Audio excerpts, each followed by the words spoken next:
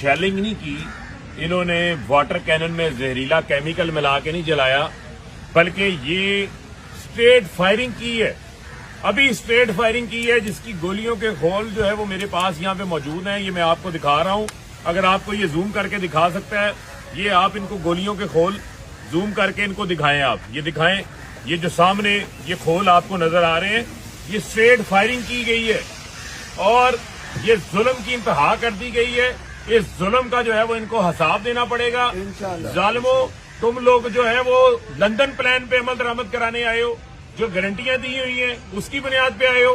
इमरान खान को कत्ल करवाना चाहते हो, जेल में डालना चाहते हो, ये लंदन प्लान है।